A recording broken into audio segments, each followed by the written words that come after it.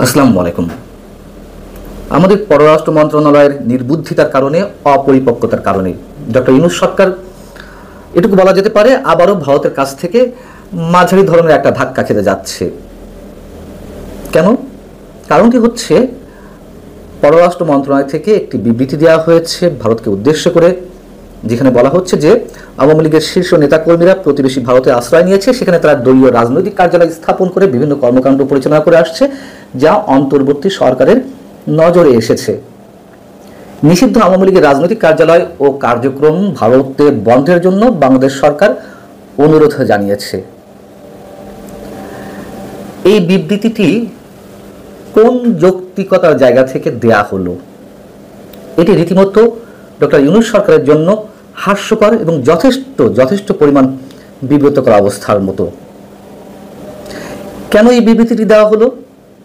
গত 8 August BBC বাংলাতে একটি রিপোর্ট বেরিয়েছে, আপনারা অনেকেই দেখেছেন। একটু ছোট করে বলি। কলকাতা লাগোয়া উপনগরীতে শয়ে শয়ে বাণিজ্যিক কমপ্লেক্স, রাত দিন লাখ লাখ মানুষের ভিড় সেখানে। ব্যস্ত এই এলাকায় একটি বাণিজ্যিক কমপ্লেক্সে এমন কয়েকজন যাতায়াত করছেন যাদের কয়েক মাস আগেও সেখানে দেখা যেত না। এদের অনেকেই মাত্র 1 বছর আগেও বাংলাদেশের সব থেকে ক্ষমতাসীন রাজনৈতিক ব্যক্তিদের মধ্যে অন্যতম ছিলেন। তারা আওয়ামী লীগ ও এর সহযোগী সংগঠনগুলোর শীর্ষ এবং মধ্যম স্তরের নেতা। তারা যে বাণিজ্যিক কমপ্লেক্সটিতে যাতায়াত করছেন কয়েক মাস ধরে, সেখানেই দলীয় দফতর খুলেছে বাংলাদেশ আওয়ামী লীগ। এখন এই রিপোর্টটি বিবিসিতে আসার পরে আমাদের দেশীয় গণমাধ্যমগুলোতে নানান ধরনের হইচই পড়ে গেল। তারাও এটিকে কেন্দ্র করে স্টোরি করল এবং সরকারের কর্তা ব্যক্তিদের কাছে প্রশ্ন রাখা হলো যে সরকার এখন কি করতে চাচ্ছে। ভারতে বসে আওয়ামী লীগ রাজনৈতিক কার্যক্রম পরিচালনা করছে রীতিমতো দলীয় অফিস খুলে। তো আমাদের প্রধান উপদেষ্টা press secretary mister Shafiqul Alam বললেন যে আমরা পর্যবেক্ষণে রাখছি, বিষয়টা আমরা দেখছি। সেই পর্যবেক্ষণের জায়গা থেকেই কি শুধুমাত্র এই বিবৃতিটি দেওয়া হলো? কি প্রয়োজন ছিল এর? এবং কোথায় সরকারের জন্য ধাক্কা আসবে সেটা একটু বলছি। এবং বিবৃতিতে কি বলা হলো, যে নিষিদ্ধ আওয়ামী লীগের নেতারা ভারতের মাটিতে বসে বাংলাদেশকে অস্থিতিশীল করছে। তারা দিল্লি এবং কলকাতায় পার্টি অফিস খুলেছে এবং এই ঘটনাগুলো বাংলাদেশ ভারত দুই দেশের সম্পর্কে, বন্ধুত্বপূর্ণ সম্পর্কে আঘাত হানতে পারে। কলকাতা এবং দিল্লিতে এই ধরনের পার্টি অফিস বন্ধ করা সহ আওয়ামী লীগের বাংলাদেশ বিরোধী সব ধরনের কর্মকাণ্ড বিরুদ্ধে কার্যকর ব্যবস্থা নেওয়ার জন্য সুপারিশ জানানো হচ্ছে। প্রশ্ন হচ্ছে, সরকার কি নিশ্চিত হয়েছে কলকাতা এবং দিল্লিতে আওয়ামী লীগ দলীয় দফতর খুলে, দলীয় অফিস খুলে তাদের রাজনৈতিক কার্যক্রম পরিচালনা করছে? সেখানে কোনো সাইনবোর্ড আছে যেটি প্রমাণ হিসেবে সরকার ভারত সরকারকে দেখাতে পারে? যারা লুকিয়ে আছেন, পালিয়ে আছেন বা অবৈধভাবে ভারতে অবস্থান করছেন, তারা তো একসাথে হবেনি, এটি খুব স্বাভাবিক বিষয়। কিন্তু যেই বিবৃতিটি দেয়া হলো তার পরিপ্রেক্ষিতে ভারতের পররাষ্ট্র মন্ত্রণালয় কি বলবে? শ্রী রণধীর জয়সওয়াল চোখ বন্ধ করে বলে দেওয়া যায়। তারা নিশ্চিতভাবে বলবে যে এ ধরনের কোনো বিষয় আমাদের জানা নেই। কি প্রমাণ উপস্থাপন করবে তার পাল্টা জায়গা থেকে বাংলাদেশ সরকার? বিবিসি একটি রিপোর্ট প্রকাশ করলো আর সাথে সাথে সেটিকে নিয়ে এই বিবৃতি দিতে হবে? আগেই বললাম যে তারা তো বৈঠক করতেই পারে, করতে পারে মানে করছে আমরা নিশ্চিত, কিন্তু একটা কূটনৈতিক ভাষা তো থাকবে, আইনগত ভিত্তি তো থাকবে একটা অনুরোধ জানানোর সময় আরেকটি দেশকে। এখন ধরে নিলাম যে প্রত্যর্পণ চুক্তি রয়েছে, সেই প্রত্যর্পণ চুক্তিও তো ভারত মানছে না। হ্যাঁ, শেখ হাসিনাকে ফিরিয়ে দেওয়ার ক্ষেত্রেও তারা সেটি মানছে না।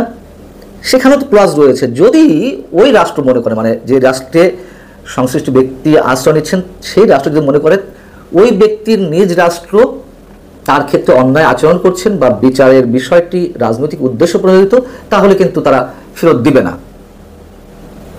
কোথা থেকে আমরা তাদেরকে আটকাবো? এবং এর বাইরে যে অভিযোগগুলো উঠছে সেগুলো তো ভাষা। এখন এই বিষয়েও যারা পালিয়ে আছেন বা ভারতে অবস্থান করছেন, পররাষ্ট্র মন্ত্রণালয় তো একাধিকবার বলেছে যে এগুলো আমাদের নিজস্ব বিষয়, আমরা দেখব। আমি ভারতের পররাষ্ট্র মন্ত্রণালয়ের কথা বলছি। শেখ হাসিনাকে যে ফেরত চাওয়া হয়েছে, ফেরত চেয়ে একাধিকবার চিঠি দেওয়া হয়েছে, তার কোনো রেসপন্স, মানে পজিটিভ রেসপন্স আসছে? ভারত সরকার তো বলছে বারবার, যেটি আমাদের নিজস্ব বিষয়।